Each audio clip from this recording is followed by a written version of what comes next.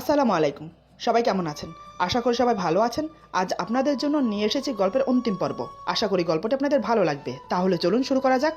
আজ হঠাৎ এতটা চেঞ্জ কিভাবে? আমি কাপড় চেঞ্জ করে নিচে গিয়ে ওদের সাথে বসলাম।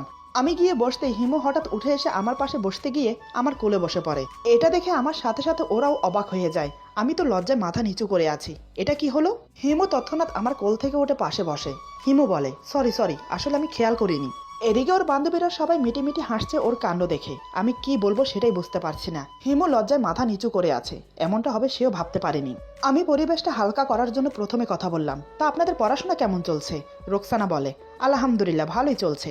তারপর এভাবে আরো কিছুক্ষণ কথা বললাম। দেখতে দেখতে রাত 7টা বেজে গেল। আনিতা বলে, রাত হয়ে গেছে, আমরা এখন আসি। হিমু বলার আগে আমি বললাম, রাত হয়েছে তাতে কি হয়েছে, আজ বরং আপনারা এখানে থেকে যান। রোকসানা বলে, না ভাইয়া, এমনিতে অনেক রাত হয়ে গেছে, মা বাবা চিন্তা করবে, অন্য একদিন না হয় এসে থাকবো। আমি বললাম, জোর করবো না, চলুন আপনাদেরকে পৌঁছে দিয়ে আসি। দিয়া বলে, সত্যি ভাইয়া আপনি দিয়ে আসবেন? তাহলে তো ভালোই হয়। এটা শুনে হিমুর হিংসে হলো, কারণ দিয়া আমাকে পছন্দ করে, সেটা সে নিজের মুখেই বলেছে। হঠাৎ হিমু উঠে বলে, আমিও যাব, মানে ওদেরকে ড্রপ করতে। আজ হিমুর কি হয়েছে? ও এমন করছে কেন? আমি কিছু বললাম না। তারপর আমরা সবাই মিলে গাড়িতে গিয়ে বসলাম। আজ হিমু আমার পাশে বসেছে। গাড়িতে বসার পর গাড়ি স্টার্ট করে দিলাম। গাড়ি চলতে চলতে আমাদের মাঝে অনেক কথা হতে লাগলো। ওরা তিনজন আমাকে এটা সেটা জিজ্ঞেস করতে লাগলো। আমিও তার উত্তর দিতে লাগলাম। আমিও তাদেরকে এটা সেটা জিজ্ঞেস করছি, তারাও আমাকে উত্তর দিচ্ছে। এদিকে হিমুর সাথে আমিও কথা বলছি না, ওরাও কথা বলছে না। হিমুও কোনো কথা বলছে না, কিন্তু আমাদের কথা শুনে শুনে রাগে ফুঁসছে। একে একে ওদের সবাইকে ওদের বাড়িতে ড্রপ করে দিলাম। হিমু আমার পাশে মুখ গুমরা করে বসে আছে। আমি বললাম, কি ব্যাপার, তোমার আবার কি হলো, এভাবে মুখ গুমরা করে বসে আছো যে? হিমু বলে, কিছু হয়নি। আমি বললাম, কিছু তো হয়েছে, যার জন্য মন আপসেট করে বসে আছো, আমাকে বলা যায় না কি হয়েছে? হঠাৎ হিমু বলে, আমার বান্ধবীদের মধ্যে কাকে আপনার পছন্দ হয়েছে? হিমুর প্রশ্ন শুনে আমি তো ভেবাচাকা খেয়ে গেলাম। হঠাৎ এ প্রশ্ন কেন করলো? আমি বললাম, এ কেমন কথা, হঠাৎ এ প্রশ্ন কেন করলে? হিমু বলে, আমি তো দেখলাম যেভাবে হেসে হেসে কথা বলছেন, নিশ্চয় তাদেরকে আপনার পছন্দ হয়েছে। আমি বললাম, ও আচ্ছা, এবার বুঝলাম, বলতে গেলে তোমার বান্ধবীরা তিনজনই খুব সুন্দর। হিমু বলে, তার মানে আপনি তিনজনকেই পছন্দ করেছেন? আমি বললাম, আরে এখানে পছন্দ অপছন্দের কি আছে, কি ব্যাপার বলো তো, এমন আজব আজব প্রশ্ন করছো কেন, কি হয়েছে তোমার? হিমু বলে, বুঝি, আমি সব বুঝি। আমি বললাম, জানি না আজ তোমার কি হয়েছে, সন্ধ্যার পর বাসায় আসার পর থেকে তোমার আচরণে পরিবর্তন এসেছে, কেন এমন করছো সেটাই বুঝতে পারছি না। হিমু বলে, আপনাকে বুঝতে হবে না। তারপর আর কোনো কথা বলে না। এক সময় আমরা বাসায় চলে আসলাম। রুমে এসে বসে আছি। আসার পর থেকে মাকে দেখলাম না। হিমুকে বললাম, মা কোথায় গেছে? হিমু বলে, মা মামার বাসায় গেছে। এই বলে আবার চুপ হয়ে গেল। রাতে টেবিলে খাবার দেওয়া হলো। বাবা খেতে বসেছে। হিমুকে বলে, বৌমা তুমিও বসে পড়ো। হিমু বলে, না বাবা, আমি পরে খাবো, আপনি তাড়াতাড়ি খেয়ে নিন, আপনার আবার মেডিসিন খেতে হবে, এমনি অনেক দেরি হয়ে গেছে। তারপর বাবাকে খাইয়ে মেডিসিন দিয়ে দিল। মেডিসিন খেয়ে বাবা চলে গেল রুমে। হিমু রুমে আসে আমাকে ডাকতে। হিমু বলে, আপনি খাবেন না? আমি বললাম, তুমি খেয়েছো? হিমু বলে, না। আমি বললাম, কেন? হিমু বলে, আপনার জন্য ওয়েট করছি। আমি চোখ ছোট করে ওর দিকে তাকিয়ে বললাম, আমার জন্য? কিন্তু কেন? এতদিন তো তুমি আমাকে ছেড়ে খেয়ে এসেছো মা বাবার সাথে, আমার সাথে খেলে তোমার সমস্যা হবে, তুমি বরং খেয়ে নাও, আমি পরে খাবো। আমার কথা শুনে হিমু নিচের দিকে তাকিয়ে দাঁড়িয়ে আছে, কিছু বলছে না। আজ তার কথা তাকেই বলেছি। আমি বললাম, কি হলো, যাও খেয়ে আসো। হিমু বলে, আপনি খাবার উপরে খাবেন না নিচে গিয়ে খাবেন? আমি বললাম, পরে নিচে গিয়ে গরম করে খাবো। হিমু বলে, আমি গরম করে রুমে এনে দিচ্ছি, খেয়ে নিন। এই বলে হিমু চলে গেল। আমি তো হাঁ করে তাকিয়ে রইলাম, কিছুই বুঝতে পারছি না আজ হঠাৎ আমার সাথে কি হচ্ছে। বেশ কিছুক্ষণ পর হিমু খাবার গরম করে উপরে এলো। খাবার দেখে তো আমি অবাক, এত খাবার! আমি বললাম, এ কি করেছো, এত খাবার আমি খেতে পারবো না। হিমু বলে, এখানে আমার খাবারও আছে, ওর যখন এতই ইচ্ছে আমার সাথে বসে খাবে, তাহলে খেয়ে নিক। আমি আর কিছু বললাম না। দুজন খেতে শুরু করলাম। হিমু আমাকে বেড়ে দিচ্ছে। একসময় দুজন খাওয়া দাওয়া শেষ করলাম। সব পরিষ্কার করে হিমু রুমে এলো। আমি ততক্ষণে সোফায় শুয়ে পড়েছি। হিমু এসে দেখে আমি সোফায় শুয়ে আছি। সচরাচর এত তাড়াতাড়ি আমি ঘুমাই না। হিমু বলে, আপনি ঘুমিয়ে পড়েছেন নাকি? আমি চোখ বন্ধ রেখেই বললাম, এখনো ঘুমাইনি, ঘুমাবো তাড়াতাড়ি, কাল অফিসে জরুরি মিটিং আছে। হিমু বলে, যতই জরুরি মিটিং থাকুক, কাল আপনি অফিসে যাবেন না। এবার আমি চোখ খুলে ওর দিকে তাকালাম। আমি বললাম, কেন, কালকে কিছু আছে নাকি? হিমু বলে, আপনার হাত কেটে গেছে, এই হাত নিয়ে অফিসে যাওয়ার কোনো মানে হয় না। আমি বললাম, হাত কেটেছে তাতে কি হয়েছে, আর এমনিতেও জরুরি মিটিং আছে, না গেলে হচ্ছে না। হিমু এবার চেঁচিয়ে বলে, বললাম তো কাল আপনি অফিসে যেতে পারবেন না। আমি বললাম, কেন যাব না বলো তো? হিমু বলে, আমি বলছি তাই। আমি কিছুক্ষণ ওর দিকে তাকিয়ে রইলাম। আমি বললাম, ঠিক আছে, যাব না। এই বলে চোখ বন্ধ করে অন্যদিকে ফিরে গেলাম। এটা হিমুর কাছে অপমান মনে হলো। সে মনে করছে আমি তাকে অপমান করছি। আমার ওর থেকে মুখ ফিরিয়ে নেওয়াটা হজম করতে পারলো না। হিমু বলে, আপনি কেমন মানুষ বলুন তো? দেখছেন আমি দাঁড়িয়ে আপনার সাথে কথা বলছি, তারপর আপনি অন্যদিকে মুখ ফিরিয়ে নিলেন কেন বলুন তো? আমি দেখতে কি খারাপ? ওর কথা শুনে আমি মনে মনে ভাবছি, আজ কোন জ্বালায় পড়লাম আমি আবার ওর দিকে ফিরে বললাম, সরি, বলো কি বলবে। হিমু এবার রাগ করে বলে, যান, আপনার সাথে কথা বলবো না, এ বলে বিছানায় গিয়ে শুয়ে পড়ল। আমি শুধু তাকিয়ে রইলাম, ওর আচরণের মানে খুঁজতে লাগলাম, কিন্তু কিছুই বুঝে উঠতে পারছি না। তারপর নানান কথা ভাবতে ভাবতে ঘুমিয়ে পড়লাম। এভাবে বেশ কিছুদিন কেটে গেল। হিমু আমাকে এক সপ্তাহ অফিসে যেতে দেয়নি। এই এক সপ্তাহ সে আমার অনেক খেয়াল রেখেছে, আমার সাথে অনেক গল্প করেছে। ওর ব্যবহারে এটা বুঝতে পারলাম ও ধীরে ধীরে আমার প্রতি দুর্বল হচ্ছে। একদিন আমার এক কাজিনের বিয়েতে ইনভাইট করলো আমাদের। মা বাবা সোজা বলে দিল, আমরা যেতে পারবো না, তোরা দুজন যা। মানে আমাকে আর হিমুকে যেতে বলছে। কিন্তু হিমু কি যাবে আমার সাথে? আমি মনে মনে যেটা ভাবলাম সেটাই হলো। আমি ওকে বললাম, মা বাবা বলছে তোমাকে আমাকে যেতে বিয়েতে, তুমি কি যাবে? হিমু এক কথায় না করে দিল। আমি জানতাম ও আমার সাথে বিয়েতে যেতে চাইবে না, আমার সাথে গেলে ওর মানসম্মানের প্রশ্ন। আমি মাকে বলে দিলাম যে আমরা যেতে পারবো না, তোমরা যাও। মা বলে, এসব বিয়েতে এখন আমাদের যাওয়ার সময় আছে? এখন সময় তোদের, তোরা বিয়েতে যাবি, এনজয় করবি, এখনই তোর সময় নাকি? এমন সময় হিমু আসলো। হিমুকে দেখেই মা বলে, আগামী পরশু বিয়ে, তুমি আর রিদওয়ান যাও, এখন থেকে তৈয়ারি শুরু করে বিয়েতে যাবার। হিমু মাথা নাড়িয়ে সম্মতি জানায়, কারণ মার কথা সে ফেলতে পারবে না, নিহাত মা যদি কিছু মনে করে তাই। কিন্তু তুফান চলল আমার উপর। আমি রুমে যেতেই হিমু আমাকে বলে, আপনি নিশ্চয়ই মাকে বলেছেন আমি যেতে চাইছি না, তাই তো মা আমি যাওয়ার সাথে সাথে আমাকে যেতে বলল। আমি বললাম, বিশ্বাস করো আমি কিছুই বলিনি, মা তো নিজে থেকেই। হিমু বলে, আমি জানি আমাকে বলতে হবে না, আপনিই সব করেছেন, আপনার সাথে আমাকে বিয়েতে যেতে হবে, এটা ভাবতেই আমার কেমন কেমন জানি লাগে। না জানি বিয়েতে কত ধরনের লোক আসবে, সবাই আপনাকে আর আমাকে নিয়ে নানান কথা বলবে, সবার কথা আমাকে সহ করে নিতে হবে, মান সম্মান কিচ্ছু থাকবে না। আমি বললাম, আমি কি এতটাই কুৎসিত যে আমার সাথে গেলে তোমার মান সম্মান থাকবে না? হিমু বলে, একবার আয়নায় নিজেকে আর আমাকে দেখুন, তাহলে বুঝতে পারবেন কতটা ফারাক আছে। আমি বললাম, যেতে হবে না বিয়েতে। হিমু বলে, মা যখন বলেছে তখন তো যেতেই হবে, ভাগ্যে কি আছে দেখা যাবে পরে। আমি আর কিছু না বলে শুয়ে পড়লাম। হিমু যাওয়ার জন্য সবকিছুর প্রস্তুতি নিচ্ছে, কিন্তু আমার মন ছিল না হিমুকে নিয়ে বিয়েতে যাওয়ার। আমার সাথে গেলে নাকি তার মান সম্মান থাকবে না, তাহলে তাকে নিয়ে কেনই বা যাব? কিন্তু মায়ের জন্য যেতে হলো। দেখতে দেখতে সেই দিন চলে এলো, অনেক দূরের রাস্তা, তাই আমরা বিকেলের দিকে রওনা দিলাম। রাতে চলে আসব। যাওয়ার সময় আমাদের মাঝে তেমন কোনো কথাই হলো না, কারণ হিমু কথা বলতে চাইছে না, তাই আমিও কোনো কথা বললাম না। বিয়ে বাড়িতে পৌঁছাতে পৌঁছাতে সন্ধ্যা হয়ে গেল। গাড়ি থেকে নেমে ভেতরে প্রবেশ করার সময় হিমু আমার সাথেই ছিল, তারপর সে আলাদা গিয়ে বসে পড়লো। আমিও কিছু বললাম না। আত্মীয় স্বজনেরা সবাই গ্রুপে গ্রুপে আড্ডা দিচ্ছে। 3-4 জায়গায় চেয়ার নিয়ে নিয়ে মেয়েরা গ্রুপ করে বসে আছে আর গল্প করছে। গল্পের উদ্দেশ্য হলো কার বউ সুন্দর, কার হাজবেন্ড কেমন, কে কি কাজ করে, নানান বিষয় নিয়ে কথা হচ্ছে। হিমু আলাদা একটু দূরে বসেছিল। এমনিতে সবার কথা সে শুনতে পাচ্ছে। কিছুক্ষণ পর ওয়েটার এসে ওকে জুস দিয়ে গেল। এদিকে অনেকক্ষণ দাঁড়িয়ে গল্প করতে করতে আমার পা ব্যথা করছে, তাই একটা চেয়ার টেনে বসে পড়লাম আলাদাভাবে। এমন জায়গায় বসেছি লাইটের আলো সব আমার দিকে, কারণ কোথাও জায়গা পাচ্ছি না নিরিবিলি আমার জন্য। এখানে একটু জায়গা আছে, আশেপাশে কেউ নেই, তাই বসে পড়লাম। এবার সবার চোখ আমার দিকে। অনেকে অনেক রকমের কথা বলছে আমাকে দেখে। কেউ বলছে হ্যান্ডসাম, আবার কেউ বা বলছে কালো, আবার কেউ বা বলছে চেহারায় খুব মায়া আছে। নানান লোক নানান রকমের কথা বলছে। হিমুর কানে সব যাচ্ছে। ওর সামনে বসা 5-6টা মেয়ে আমাকে নিয়ে সমালোচনা করছে। একটা মেয়ে বলে, এই দেখ দেখ ছেলেটাকে। মেয়েটির কথা শুনে সবাই আমার দিকে তাকালো।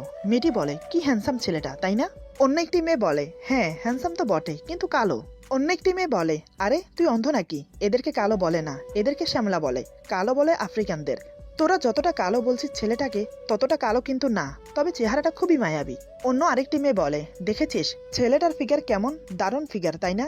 যেমন হ্যান্ডসাম তেমন চেহারাটা মায়াবী, তেমন তার ফিগার, সব মিলিয়ে পারফেক্ট, শুধু গায়ের রংটা শ্যামলা, তারপরও ছেলেটাকে বেশ লাগছে। অন্য একটি মেয়ে বলে, হ্যাঁ রে, ছেলেটা সিঙ্গেল না বিবাহিত? অন্য একটি মেয়ে বলে, সেটা কিভাবে বলবো, ছেলেটা আসছে পর্যন্ত তো একাই দেখলাম, কোনো মেয়ে বা কাউকে দেখিনি তার সাথে, আমার মনে হয় সিঙ্গেল। আরেকজন বলে, একটা কাজ করি চল, ছেলেটার সাথে গিয়ে কথা বলি, তাহলে জানতে পারবো সবকিছু।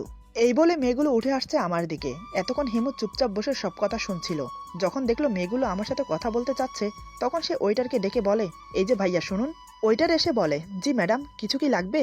হিমু আমাকে দেখিয়ে বলে, ওই যে ওই লোকটাকে দেখছেন না, ওনাকে গিয়ে বলুন আমি ডাকছি। ওয়েটার আমার কাছে আসার আগে মেয়েগুলো আমার কাছে চলে আসে। একটা মেয়ে বলে, হাই হ্যান্ডসাম। আমি তো আহাম্মকের মতো তাকিয়ে রইলাম, এখানে হ্যান্ডসাম কাকে দেখছে? আমি যখন চারিপাশে তাকাচ্ছি, তখন মেয়েটি আবার বলে, এই যে আপনাকেই বলছি। মেয়েটির কথা শুনে আমি দাঁড়িয়ে পড়লাম। আমি কিছু বলতে যাব, তার আগে ওয়েটার এসে আমাকে বলে, স্যার ওই যে ওই ম্যাডাম আপনাকে ডাকছে। ওয়েটারের কথা মতো আমি হিমুর দিকে তাকালাম। দেখি হিমু রাগিত দৃষ্টি নিয়ে আমার দিকে তাকিয়ে আছে। আমি মেয়েগুলোকে বললাম, এক্সকিউজ মি, এই বলে সাইড কাটিয়ে হাতে জুস নিয়ে চলে এলাম। মেয়েগুলো আমার চলে যাওয়ার দিকে তাকিয়ে রইল। আমি হিমুর সামনে গিয়ে দাঁড়িয়ে বললাম, তুমি আমাকে ডেকেছো? তোমার কি কিছু লাগবে? হিমু আমার কথার উত্তর না দিয়ে মেয়েগুলোর দিকে তাকিয়ে আছে। মেয়েগুলো হিমুর দিকে তাকিয়ে আছে। হঠাৎ হিমু মেয়েগুলোকে দেখিয়ে আমার হাতে থাকা জুসটা নিয়ে খেতে লাগলো।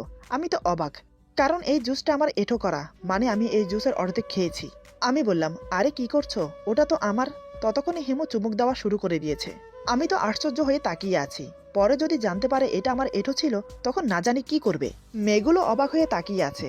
আমি তখনও দাঁড়িয়ে আছি হিমুর দিকে তাকিয়ে। আমাকে দাঁড়িয়ে থাকতে দেখে হিমু বলে, কি ব্যাপার, আপনি এভাবে দাঁড়িয়ে আছেন কেন? বসুন। আমি কিছু না বলে চুপচাপ বসে পড়লাম। মেয়েগুলো তখনও সেখানে দাঁড়িয়ে আমার দিকেই তাকিয়ে আছে। এটা যেন হিমুর সহ হচ্ছে না। হিমু বুঝতে পারলো এখানে যতক্ষণ থাকবে ততক্ষণ মেয়েগুলো আমাকে ঘুরবে। তার চেয়ে ভালো কোনো একটা অজুহাত দিয়ে এখান থেকে চলে যাওয়া। কিভাবে যাবে, কি বলবে সেটাই বুঝতে পারছে না। হঠাৎ ওর মাথায় একটা কুবুদ্ধি এলো। আমাকে এবং মেয়েগুলোকে অবাক করে দিয়ে হিমু উঠে দাঁড়াতে গিয়ে পড়ে গেল মাটিতে। আমি দেখে তৎক্ষণাৎ ওকে হাত বাড়িয়ে দিলাম। হিমু আমার হাত ধরে উঠতে চেষ্টা করলো, কিন্তু পারলো না। সে বলে, পাটা মনে হয় মচকে গেছে, এখন আমি উঠবো কিভাবে? আমি বললাম, তাহলে এখন কি করা যায়? হিমু বলে, আমার এখানে থাকতে ইচ্ছে করছে না, বাসায় যাব, আমাকে কোলে করে গাড়িতে নিয়ে চলুন। ওর কথা শুনে আমি চোখ বড় বড় করে ওর দিকে তাকিয়ে বললাম, কি, আমি কোলে করে নিয়ে যাব? হিমু এবার চেঁচিয়ে বলে, আপনি আমার কে হন? আমি বললাম, ইয়ে মানে। হিমু বলে, কি ইয়ে মানে করছেন? আচ্ছা ওটা বাদ দিন, আমি আপনার কি হই? আমি বললাম, আমার স্ত্রী। হিমু বলে, গলায় জোর নেই? জোরে বলতে পারেন না? এবার আমি একটু জোরেই বললাম, এখানে জোরে বলার কি আছে, তুমি আমার স্ত্রী। হিমু বলে, তাহলে আমাকে কোলে করে গাড়িতে নিয়ে যান, আমার পায়ে ব্যথা করছে, তাড়াতাড়ি উঠান আমাকে। আমি ওকে কোলে তুলে নিলাম। হিমু আমার গলা জড়িয়ে ধরেছে। এদিকে হিমুকে নিয়ে যেতেই মেয়েরা সমালোচনা করছে। তারা সবাই অবাক হয়ে তাকিয়ে রইল। আসলে মেয়েরা স্বামীর ভাগ কাউকে দিতে চায় না, স্বামী যেমন কুচিত হোক না কেন। আমি হিমুকে নিয়ে গাড়ির সামনে যেতেই হিমু বলে, আমাকে নিচে নামান। আমি বললাম, তোমার পায়ে না ব্যথা? হিমু বলে, এত কথা বলছেন কেন? বলছি নিচে নামাতে। আমি ওকে নামিয়ে দিয়ে বললাম, আস্তে, আমাকে ধরে দাঁড়াও, নয়তো আবার পড়ে যাবে। হিমু বলে, আমি কি ছোট বাচ্চা নাকি যে পড়ে যাব? এ বলে সোজা হয়ে দাঁড়িয়ে শাড়ি ঠিক করতে লাগলো। তারপর আমাকে অবাক করে দিয়ে গাড়ির দরজা খুলে সামনে বসে পড়লো। কি সুন্দরভাবে হেঁটে গিয়ে বসে পড়লো গাড়িতে। আমি অবাক হয়ে বললাম, তোমার না পায়ে ব্যথা? একটু আগে না পা মুচকে পড়ে গেলে? হিমু বলে, না, আমার কোনো পায়ে ব্যথা নেই, এবার আসুন গাড়িতে উঠুন। তারপর মুচকি এসে বলে, ভালোই জব্দ করা গেছে, অন্যের বরের সাথে কথা বলার শখ একদম মিটিয়ে দিয়েছি। আমি জায়গাতেই বোকা বনে গেলাম, সেখানে দাঁড়িয়ে ওর দিকে তাকিয়ে রইলাম। হিমু বলে, অমন করে তাকিয়ে কি দেখছেন, আসুন গাড়িতে বসুন। আমি আর কিছু না বলে গাড়িতে গিয়ে বসলাম। ব্যাপারটা কি হলো কিছুই জানি না। গাড়িতে বসে গাড়ি স্টার্ট করে দিলাম। ধীরে ধীরে গাড়ির গতি বাড়তে লাগলো। প্রায় 15-20 মিনিট গাড়ি চালানোর পর আমি বললাম, একটা কথা বলার ছিল। হিমু বলে, কি কথা বলুন। আমি বললাম, তুমি আমার হাত থেকে যে জুসটা খেয়েছো সেটা আমার এঁঠো ছিল, মানে আমি তার থেকে অর্ধেক খেয়েছি। দেখো, আমি তোমাকে বলতে চেয়েছিলাম, কিন্তু তার আগেই তুমি খেয়ে ফেললে। হঠাৎ কেন এমন করলে সেটাই বুঝতে পারলাম না। আমি জানি আমার স্পর্শ তোমার ঘৃণা লাগে। এখন আমার এঁঠো খেয়ে নিশ্চয়ই তোমার খারাপ লাগছে, নিশ্চয়ই তোমার বমি আসছে। কোনো সমস্যা নেই, আমি গাড়ি থামাচ্ছি, বমি করে নাও, পারলে আমাকে ক্ষমা করে দিও। আজ তোমাকে স্পর্শ করেছি, ঘরে গিয়ে ভালো করে গোসল করে নিও। আমার কথা শুনে হিমু নিচের দিকে তাকিয়ে আছে, কোনো কথা বলছে না। আমি আরো কিছু দূর এসে নির্জন একটা জায়গা দেখে গাড়ি থামালাম। গাড়ি থেকে নেমে ওর পাশের দরজা খুলে দিলাম। আমি বললাম, এখানে নেমে পড়ো, কেউ কোথাও নেই, সমস্যা হবে না। আমি গাড়ির ডিকি থেকে পানি বের করছি। এই বলে আমি পানি নিয়ে আসলাম গাড়ির ডিকি থেকে। এসে দেখি হিমু তখনও বসে আছে। আমি বললাম, কি হলো, নামো, এই নাও পানি। এই বলে পানির বটল এগিয়ে দিলাম। এবার হিমু আমার দিকে তাকালো চোখ তুলে। ওর চোখ দেখে তো আমি ভয় পেয়ে গেলাম। চোখ দুটো লাল হয়ে গেছে কান্না করতে করতে। কখন থেকে কান্না করছে কে জানে, পাশে বসে থাকা সত্ত্বেও একটুও টের পেলাম না। আমি বললাম, এই তুমি কান্না করছো কেন? প্লিজ কান্না বন্ধ করো, দেখো আমি জেনে বুঝে কিচ্ছু করিনি, সরি। আমাকে অবাক করে দিয়ে হিমু আমার বুকে মাথা ঠেকিয়ে আমার টি শার্ট খামচে ধরে জোরে কান্না করে দেয়। আমি পাথর হয়ে গেলাম ওর কান্না দেখে। কেন কান্না করছে সেটাই বুঝতে পারছি না। আমি একটু সাহস নিয়ে ওর মাথায় হাত রাখলাম। আমি বললাম, হিমু কি হয়েছে, তুমি কান্না করছো কেন? আমি কি কোনো অন্যায় করেছি? প্লিজ কান্না বন্ধ করে একটু কথা বলো, বলো তোমার কি হয়েছে। হিমু কান্না করতে করতে বলে, আই এম সরি, আমার ভুল হয়েছে, আমাকে ক্ষমা করে দিন। আমি বললাম, আরে কি হয়েছে, কিসের জন্য ক্ষমা চাইছো সেটা তো বলবে। আমার জানা মতে তুমি তো কোনো অন্যায় করোনি, তাহলে? হিমু সোজা হয়ে বসে চোখের পানি মুছতে মুছতে বলে, আমি আসলে ও হিসকির জন্য কথাই বলতে পারছে না। আমি বললাম, এখন আর কিছু বলতে হবে না, পরে সব শুনবো, এখন শান্ত হয়ে বসো, কান্না বন্ধ করো। হঠাৎ আমার কিছু একটা মনে আসতেই আমি বললাম, এই তোমার খিদে পাইনি তো, নাকি খিদে পেয়েছে বলে কান্না করছো? হিমু আমার দিকে তাকিয়ে আছে আমার কথা শুনে। আমি চারিপাশে দেখতে লাগলাম কোথাও কোনো রেস্তোরাঁ আছে কিনা। না, রেস্তোরাঁ তো দূরের কথা, আশেপাশে কোনো ঘরবাড়িও নেই। একদম নিঝুম নির্জন জায়গা, আশেপাশে সারি সারি বড় বড় গাছ দাঁড়িয়ে আছে। আমি বললাম একটু মুখ হাত ধুয়ে ফ্রেশ হয়ে গাড়িতে বসো, দেখি সামনে কোনো রেস্তোরাঁ পাওয়া যায় কিনা। আমার কথা মতো সে মুখ হাত ধুয়ে গাড়িতে বসে। আমিও গাড়িতে বসে গাড়ি স্টার্ট করে দিলাম। হিমু আমার দিকে তাকিয়ে মনে মনে বলে, গাধা একটা, আমি কি বলতে চাই সেটাও বুঝতে পারে না। বলে কিনা আমার নাকি খিদে লেগেছে, তাই কান্না করছি। কিছু দূর আসতে ছোট মোটো একটা রেস্টুরেন্ট মিলে গেল। আমি বললাম, এই তো এখানে ছোট একটা রেস্টুরেন্ট আছে, চলো কিছু খেয়ে নাও। হিমু বলে, আমি যাব না। আমি বললাম, খিদে পাইনি তোমার? হিমু বলে, পেয়েছে, তবে আমি রেস্টুরেন্টে যাব না। আমি বললাম, বুঝেছি, নিয়ে আসছি আমি তাহলে, কিন্তু কি খাবে সেটা তো বলবে। হিমু বলে, আপনি যা খাবেন আমিও তাই খাবো। আমি আর কথা না বাড়িয়ে চলে গেলাম খাবার আনতে। কিছুক্ষণ পর গরম গরম পরোটা, সাথে ভুনো গরুর মাংস, দুজনের জন্য 3টে করে 6টা ডিমের আমলেট, পানির বোতল আর 2টো কোকাকোলা নিয়ে আসলাম। আমার হাতে এত খাবার দেখে হিমু বলে, ওরে বাপরে, এত খাবার, এতগুলো আনার কি প্রয়োজন ছিল? আমি বললাম, তোমার মুখ দেখে বোঝা যাচ্ছে খুব খিদে পেয়েছে তোমার। খিদে যে একদম সহ করতে পারো না সেটা আমি জানি। হিমু বলে, মুখ দেখে বুঝে গেলেন আমার খিদে পেয়েছে, মুখ দেখে এটা বুঝতে পারেননি আমি কি বলতে চাইছি? আমি বললাম, কি বলতে চাইছো মানে? আচ্ছা তুমি আমাকে একটা কথা বলো তো, তুমি তো দিব্যি ভালো ছিলে, তাহলে অমন করে বিয়ে বাড়ি থেকে চলে আসলে কেন? খেয়ে দিয়ে না হয় চলে আসতাম, ব্যাপার কি বলো তো? হিমু বলে, বিয়ে বাড়ি থেকে না এসে কি করতাম? ওই মেয়েগুলোকে আপনাকে ঘুরতে দিতাম, কিভাবে ড্যাব ড্যাব করে চেয়ে আছে। আবার সাহস কম না, উঠে গেছে কথা বলতে। পরের হাজব্যান্ডের সাথে কিসের কথা বলুন তো? আমার হাজব্যান্ড, আমি কথা বলবো, আমার যা মন চা তা করবো তার সাথে, অন্যেরা কেন করবে? বেহাইয়া মেয়েগুলোর জন্যই তো চলে এলাম না খেয়ে, না জানি এতক্ষণ পর্যন্ত থাকলে কি কি করতো। আর আপনি কি সুন্দর উঠে দাঁড়িয়েছেন মেয়েগুলোর সাথে কথা বলতে, লজ্জা করে না বউ থাকতে অন্য মেয়েদের সাথে কথা বলতে?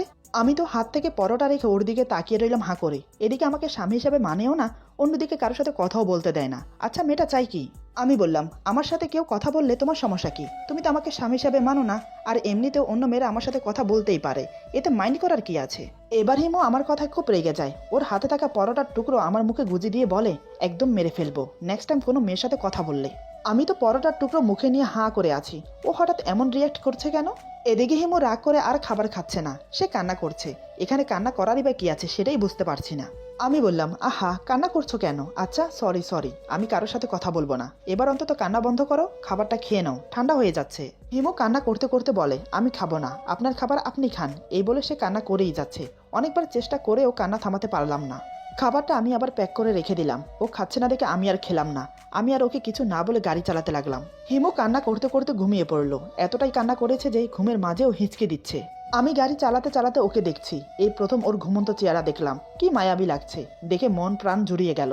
দেখতে দেখতে একসময় বাড়িতে পৌঁছে গেলাম। রাত তখন আনুমানিক 12টা বাজে। বাড়ির সবাই এতক্ষণে খেয়ে দিয়ে ঘুমিয়ে পড়েছে। হিমুর দিকে তাকিয়ে দেখি হিমু এখনো ঘুমোচ্ছে। ইচ্ছে হলো না ডাকতে, তাই কোলে তুলে নিলাম। কোলে তুলে নিতেই সে জেগে উঠে আমার দিকে তাকায়, আমার চোখে চোখ রেখে গলা জড়িয়ে ধরে। ওর মুখ একদম আমার মুখের সামনে, একে অপরের নিঃশ্বাস দুজনেই অনুভব করতে পারছি। সে আবার চোখ বন্ধ করে আমার বুকে মাথা এলিয়ে দেয়। আমি ওকে কোলে করে রুমে নিয়ে গিয়ে বিছানায় শুয়ে দিলাম, কিন্তু হিমু আমার গলা জড়িয়ে আছে। আমি ওর দুই সাইডে হাতে ভর দিয়ে ওর মুখোমুখি ঝুঁকে আছি। হিমু আমার দিকে তাকিয়ে আছে। আমি খুব নরম সুরে বললাম, কি ব্যাপার, কিছু বলবে? হিমু ফ্যাল ফ্যাল করে তাকিয়ে আছে। আমি বললাম, উঠে ফ্রেশ হয়ে নাও। এবার সে দুই দিকে মাথা নাড়ে, মানে সে ফ্রেশ হতে যাবে না। আমি বললাম, ঠিক আছে, তাহলে আমাকে ফ্রেশ হতে দাও। এবারও সে দুই দিকে মাথা নাড়ে, মানে আমাকেও ফ্রেশ হতে দেবে না। আমি বললাম, ঠিক আছে, ফ্রেশ হব না, কিন্তু ঘুমাতে তো যেতে পারি। এবারও সে দুই দিকে মাথা নাড়ে, মানে আমাকে ঘুমাতেও দেবে না। আমি বললাম, তাহলে কি করব? এবার আর কোনো কথা বলে না। আমি সেভাবেই ঝুঁকে আছি। আমি বললাম, আমাকে ছাড়ো। হিমু এবার আবার দুই দিকে মাথা নাড়ে, মানে সে আমাকে ছাড়বে না। এবার মনে হয় আমি কিছু আন্দাজ করতে পেরেছি ও কি চাইছে। আমি বললাম, বুঝতে পেরেছি, তুমি কি চাইছো। এই বলে আমি ওর পাশে শুয়ে পড়লাম। আমি শোয়ার সাথে সাথে হিমু আমার বুকে মুখ গুজে আমাকে জড়িয়ে ধরে। আমি ওর মাথাটা শক্ত করে আমার বুকের সাথে চেপে ধরি। এই অনুভূতিটা পাওয়ার জন্য কতটা ছটফট করেছি আমি।